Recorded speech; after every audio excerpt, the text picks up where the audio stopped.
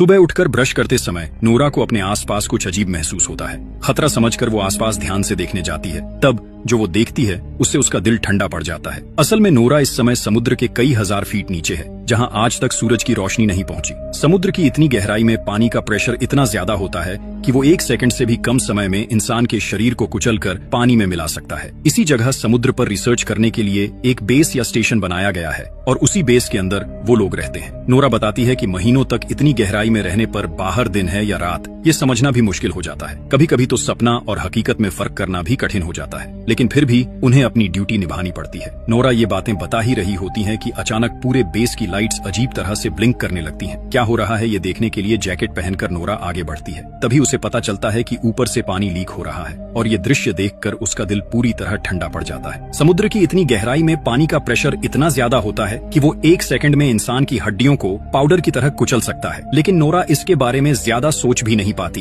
कि अचानक बेस की दीवार टूट जाती है और अंदर पानी घुसने लगता है। अपनी जान बचाने के लिए नोरा पूरी ताकत से दूसरे कॉरिडोर की तरफ दौड़ने लगती है और सो रहे दूसरे क्रू मेंबर्स को जगाने की कोशिश करती है। ऐसा खौफनाक मंजर देखकर वहां मौजूद सभी लोग चिल्लाते हुए नोरा के पीछे दौड़ने लगते हैं। काफी कोशिश के बाद वो लोग एक दूसरे रूम तक पहुंच जाते हैं, लेकिन उस रूम के डोर का सिस्टम फेल हो चुका होता है, इसलिए वो किसी भी तरह लॉक नहीं हो रहा था। समय बर्बाद किए बिना नोरा जल्दी से अपने हाथों से उस डोर के सिक्योरिटी सिस्टम को ठीक करने लगती है। तभी वो देखती है कि कई क्रू मेंबर्स पानी से लड़ते हुए अपनी जान बचाने के लिए उनकी तरफ दौड़ रहे हैं। नोरा चिल्लाकर उन्हें और तेज दौड़ने के लिए कहती है, लेकिन डोर तक पहुंचने से पहले ही समुद्र का पानी उन्हें पूरी तरह निगल लेता है। ये भयानक दृश्य देखकर उनमें से एक नोरा से कहता है कि जल्दी से डोर बंद कर दो, वरना सब मर जाएंगे। आखिरकार नोरा फिर से बटन दबा देती है और आखिरी पल में जोरदार आवाज के साथ गेट बंद हो जाता है। कुछ ही सेकंड में सब कुछ फिर से अजीब तरह से शांत हो जाता है। थोड़ी देर बाद उनका एक साथी रोड्रिगो कहता है कि शायद कोई बड़ा भूकंप आया होगा, वरना ऐसा होना मुश्किल है। इसके बाद वो लोग कंट्रोल रूम से संपर्क करने की कोशिश करते हैं, लेकिन वहां से कोई जवाब नहीं आता। मतलब कंट्रोल रूम से उनका पूरा संपर्क टूट चुका था। उसी समय उन्हें एक दिल दहला देने वाली अजीब आवाज सुनाई देती है। उन्हें लगता है जैसे बेस के बाहर कोई बहुत बड़ा रहस्यमय ऑब्जेक्ट पानी के अंदर हिल रहा है और अपने तेज नाखूनों से बेस की दीवारों पर वार कर रहा है। खतरा बढ़ सकता है, ये सोचकर नोरा और रोड्रिगो देर किए बिना एस्केप पॉड्स की तरफ निकल पड़ते हैं। टूटे फूटे बेस के अंदर से गुजरते हुए वो किसी तरह सर्वर रूम तक पहुंचते हैं और खराब हो चुके कम्युनिकेशन सिस्टम को ठीक करने लगते हैं। लेकिन तभी वही डरावनी तेज आवाज फिर से पास से सुनाई देती है। अब उन्हें शक होने लगता है कि ये कोई सामान्य भूकंप नहीं हो सकता। नोरा सिस्टम का डेटा चेक करके देखती है कि पूरा बेस ताश के घर की तरह टूटकर गिर चुका है, सिर्फ कुछ ही हिस्से किसी तरह टिके हुए हैं। इसके बाद नोरा और रोड्रिगो एस्केप पॉड की तरफ जाने के लिए आगे बढ़ते हैं। टूटे फूटे बेस के अंदर से रेंगते हुए वो लोग रास्ता खोजने की कोशिश करते हैं। तभी पीछे से कोई दर्द भरी आवाज में चिल्लाता है, मुझे बचाओ। नोरा पीछे मुड़कर देखती है कि उनका साथी पॉल मलबे के नीचे दबा हुआ है। नोरा और रोड्रिगो मिलकर काफी कोशिश के बाद उसे बाहर खींच लेते हैं। अब तीनों मिलकर एस्केप की तरफ बढ़ने लगते हैं। आगे का रास्ता इतना तंग हो चुका होता है कि उन्हें रेंगते हुए आगे बढ़ना पड़ता है। सबसे आगे नोरा होती है। अचानक उसकी नजर एक डेड बॉडी पर पड़ती है। उस आदमी की आंखें अभी भी खुली हुई थी और उनमें इतना डर था कि लगता था मरने से ठीक पहले उसने कोई बहुत डरावनी चीज देखी थी। ये दृश्य देखकर उनके मन में डर बैठ जाता है कि शायद समुद्र की गहराई में कोई भयानक चीज जाग चुकी है जो इंसानी कल्पना से भी बाहर है। काफी मुश्किलों के बाद वो लोग आखिरकार पॉड रूम तक पहुंच जाते हैं,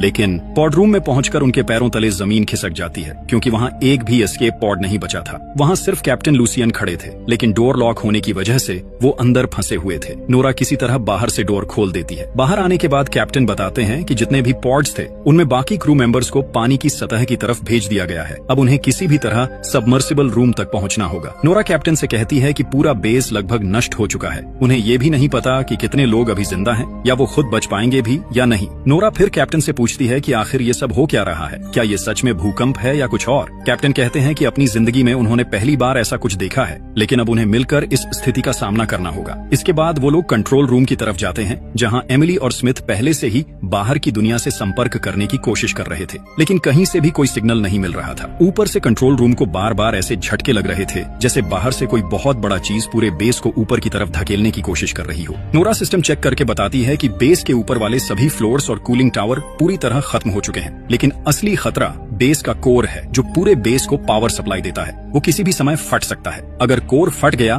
तो धमाका इतना भयानक होगा कि एक पल में पूरा रिसर्च स्पेस राख बन जाएगा। अब उनके पास बचने का कोई रास्ता नहीं बचा क्योंकि बाकी एस्केप पॉड्स पहले ही टूटकर नष्ट हो चुके हैं। जब सब लोग अपनी निश्चित मौत मानकर उम्मीद छोड़ने लगते हैं, तभी कैप्टन कहते हैं कि उनके पास एक आखिरी मौका है। उन्हें बेस के सबसे गहरे हिस्से में जाना होगा, जहां ड्रिलिंग का काम चल रहा था। शायद वहां उन्हें कोई पॉड मिल जाए। कैप्टन की ये बात सुनकर पॉल कहता है कि वो ड्रिलिंग साइट यहाँ से करीब 1.5 किलोमीटर दूर है। ऐसे हालात में वो वहाँ कैसे पहुँचेंगे? इसी बातचीत के दौरान स्मिथ को ड्रिलिंग साइट से आया आखिरी सिग्नल मिलता है, लेकिन उसे सुनकर सबकी आवाज डर से सूख जाती है, क्योंकि उस सिग्नल में सिर्फ लोगों की दर्द भरी चीखें और किसी भयानक जानवर की डरावनी आवाज सुनाई दे रही थी। इसी बीच अचानक तभी पूरा बेस फिर से अजीब तरीके से कांपने लगता है। ऐसा लगता है जैसे अंधेरे में छिपा कोई दानव पूरे स्टेशन को खिलौने की तरह तोड़ देना चाहता हो। पॉल निराश होकर कहता है कि उन्हें इतनी गहराई तक ड्रिलिंग नहीं करनी चाहिए थी। शायद उन्होंने किसी ऐसे शैतान को जगा दिया है जिसे छेड़ना ही नहीं चाहिए था। कोई और रास्ता न होने की वजह से सब लोग भारी अंडरवाटर सूट्स पहन लेते हैं। अब ये सूट्स ही उनकी जिंदगी की आखिरी उम्मीद थी। लेकिन जैसे ही वो समुद्र की गहराई में कदम रखते हैं,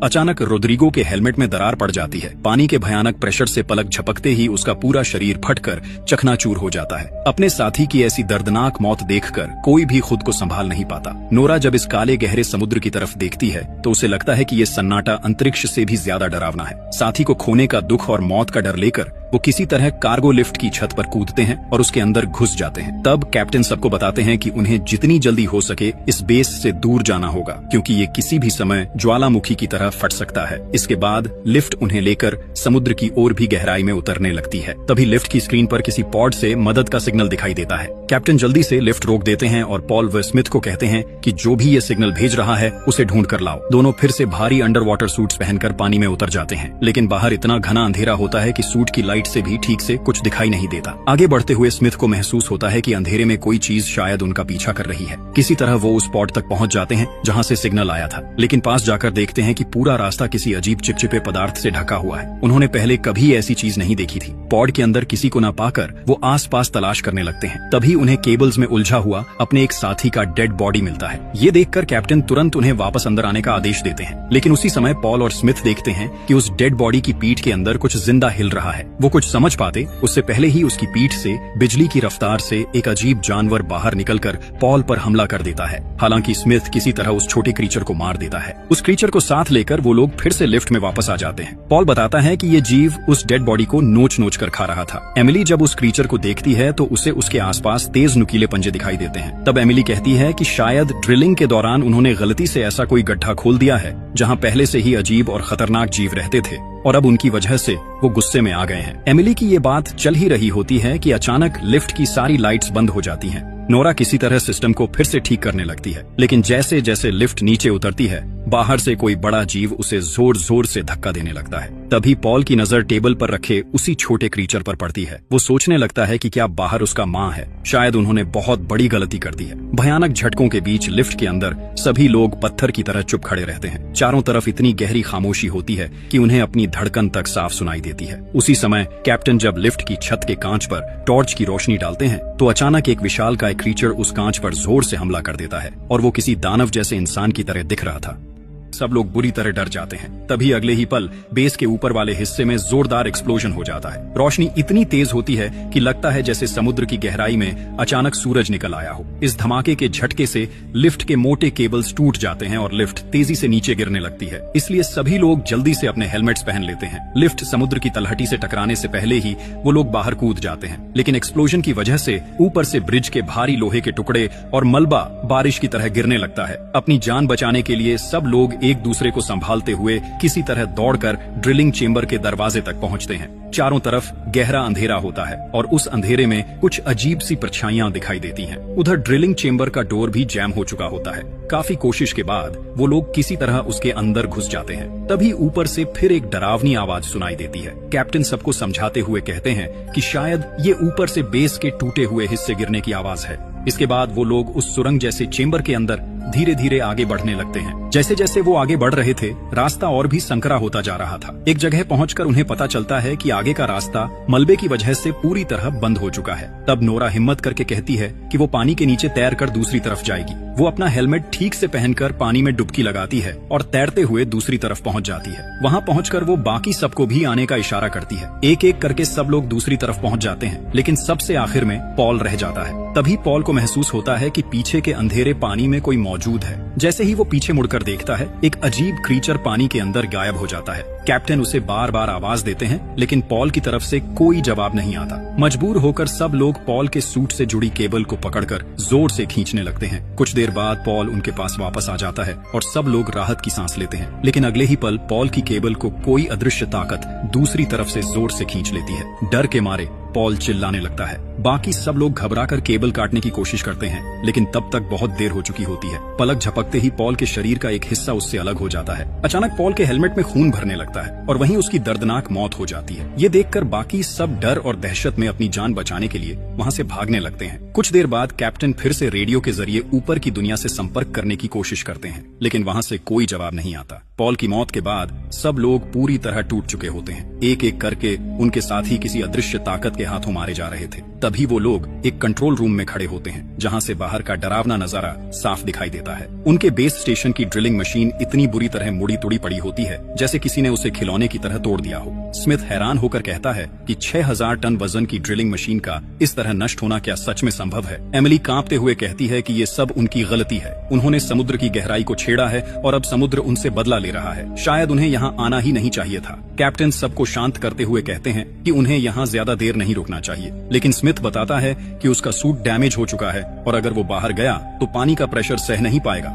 इसलिए वो बाकी सबको कह देता है कि उसे छोड़कर आगे बढ़ जाए। स्मिथ कहता है कि अगर वो साथ गया तो सबकी जान खतरे में पड़ सकती है, लेकिन कैप्टन उसे हिम्मत देते हैं और किसी तरह उसका सूट ठीक कर देते हैं। इसके बाद सब लोग पानी के अंदर से ड्रिलिंग साइट की तरफ निकल पड़ते हैं, क्योंकि शायद वहीं एस्केप पॉड्स मिल सकते हैं। पानी के नीचे चारों तरफ घना अंधेरा होता है। तभी नोरा को महसूस होता है कि उसके पीछे कोई है। वो टॉर्च जलाकर देखती है, लेकिन उसे कोई दिखाई नहीं देता। फिर भी उसके मन में एक अजीब डर बना रहता है। उसे बार बार लगता है कि कोई उसके बहुत पास से होकर गुजर रहा है। अचानक नोरा के सामने से एक अजीब क्रीचर तैरता हुआ निकल जाता है। ये देखकर सब लोग डर कर अंधेरे में इधर उधर देखने लगते हैं। कैप्टन तुरंत सबको सूट की लाइट्स बंद करने का आदेश देते हैं। इसी दौरान उन्हें पता चलता है कि स्मिथ कहीं दिखाई नहीं दे रहा। सब लोग उसे ढूंढने लगते हैं। तभी नोरा देखती है कि कोई अजीब चीज स्मिथ को घसीट कर ले जा रही है। नोरा हिम्मत करके उस क्रीचर के पीछे जाती है। वो अजीब क्रीचर स्मिथ को खींचते हुए एक संकरी गुफा के अंदर ले जाता है। कैप्टन बिना एक पल गंवाए उसी गुफा के अंदर घुस जाते हैं। काफी अंदर जाने के बाद कैप्टन को स्मिथ मिल जाता है। किस्मत से स्मिथ अभी जिंदा होता है। कैप्टन उसे खींचकर बाहर ले आते हैं,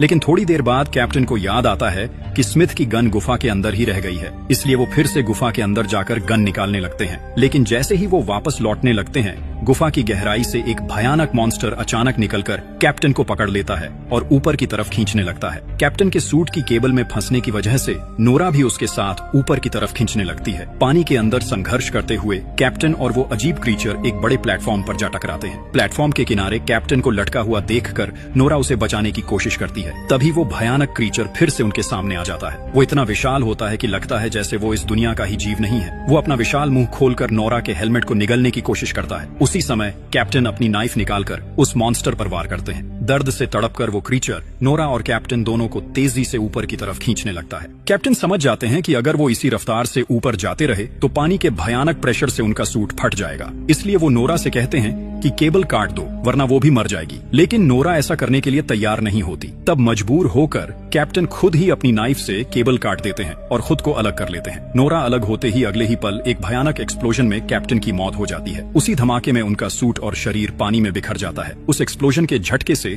नोरा नीचे समुद्र की तलहटी में बेस के एक छोड़े हुए हिस्से में जा गिरती है। वो जगह पूरी तरह सुनसान और खामोश होती है। किसी तरह अंदर जाकर नोरा मानसिक रूप से टूट जाती है, क्योंकि उसे नहीं पता कि स्मिथ और एमिली जिंदा हैं या नहीं। वो रेडियो से पागलों की तरह एमिली और स्मिथ से संपर्क करने की कोशिश करती रहती है, लेकिन कोई जवाब नहीं मिलता। फिर नोरा ऊपर पड़े कुछ उपकरणों से एक पुराना सूट किसी तरह ठीक कर लेती है और उसे पहनकर दोबारा पानी में उतरती है, ताकि एमिली और स्मिथ को ढूंढ सके। तभी रेडियो में एमिली की आवाज सुनाई देती है। उसी समय नोरा दूर अंधेरे में एमिली के सूट की लाइट चमकती हुई देख लेती है। काफी मुश्किल से वहां पहुंचने पर नोरा देखती है कि एमिली स्मिथ को घसीटते हुए आगे ले जा रही है, क्योंकि स्मिथ बहुत बुरी तरह घायल हो चुका था। नोरा एमिली को शांत करती है और दोनों मिलकर स्मिथ को खींचते हुए उस गहरे अंधेरे की तरफ बढ़ने लगते हैं। चारों तरफ माहौल बहुत डरावना होता है। हर पल ऐसा लगता है जैसे कोई भयानक परछाई छिपकर उन्हें देख रही हो। कई साथियों को खोने के बाद आखिरकार वो लोग ड्रिलिंग साइट तक पहुंच जाते हैं, लेकिन वहां पहुंचकर खुश होने की बजाय वो और ज्यादा घबरा जाते हैं, क्योंकि ड्रिलिंग साइट के मेन गेट तक पहुंचने के लिए बीच में एक पुल जैसा रास्ता पार करना पड़ता है और उस पूरे पुल पर हजारों खतरनाक क्रीचर्स गहरी नींद में पड़े हुए होते हैं। अगर उन्हें मेन गेट तक पहुंचना है तो इन्हीं क्रीचर्स के बिल्कुल पास से गुजरना पड़ेगा,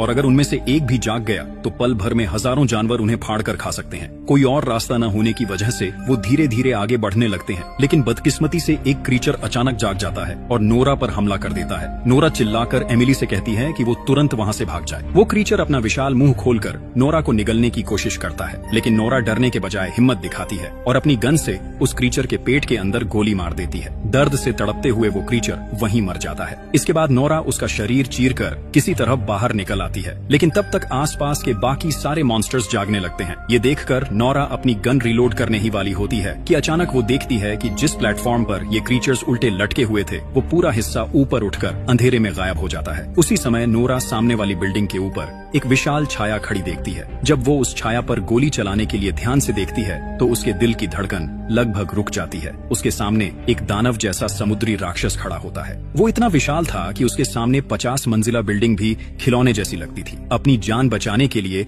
नोरा पूरी ताकत से मेन गेट की तरफ दौड़ने लगती है। वो विशाल मॉन्स्टर अपने पैर से पुल पर इतनी जोर से हमला करता है कि लगता है जैसे पानी के नीचे कोई परमाणु बम फट गया हो। उस धमाके के झटके से नोरा दूर जाकर गिरती है और बेहोश हो जाती है। अगले ही पल एमिली नोरा को खींचते हुए मेन गेट के अंदर ले आती है और जल्दी से दरवाजा बंद कर देती है। स्मिथ, नोरा और एमिली किसी तरह अंदर आ तो जाते हैं, लेकिन खतरा अभी खत्म नहीं हुआ था। वो विशाल मॉन्स्टर पूरे ड्रिलिंग साइट बिल्डिंग को जमीन से उखाड़ने की कोशिश करने लगता है। किसी तरह वो लोग आगे बढ़ते हुए पॉड रूम तक पहुंच जाते हैं। वहाँ कुल 3 पॉड्स होते हैं। नोरा जल्दी से चेक करती है और पता चलता है कि उनमें से सिर्फ 2 ही ठीक से काम कर रहे हैं। इसलिए बिना समय गंवाए नोरा और एमिली पहले स्मिथ को एक वर्किंग पॉड में बैठाकर ऊपर की तरफ भेज देते हैं। इसके बाद नोरा एमिली से कहती है कि वो दूसरे पॉड में बैठ जाए, लेकिन एमिली समझ जाती है कि बाकी बचा पॉड खराब है, इसलिए वो नोरा को अकेला छोड़कर जाने के लिए तैयार नहीं होती। तब नोरा उसे समझाते हुए कहती है कि स्मिथ के साथ उसका पूरा भविष्य है, इसलिए उसे जाना ही होगा। एमिली रोते हुए कहती है कि नोरा को जरूर वापस आना होगा, वो उसका इंतजार करेगी। ये कहकर नोरा एमिली का पॉड लॉन्च कर देती है। अब पूरे बेस में सिर्फ नोरा ही अकेली बची होती है। उसी समय